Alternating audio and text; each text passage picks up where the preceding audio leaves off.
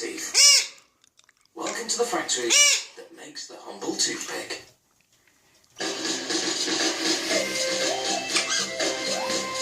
The raw materials for making toothpicks is simple. Logs, and lots of them. Birch logs to be exact. Chewy.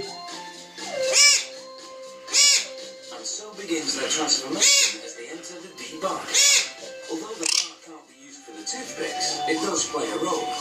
It's sold to a neighbouring factory where it's used as fuel.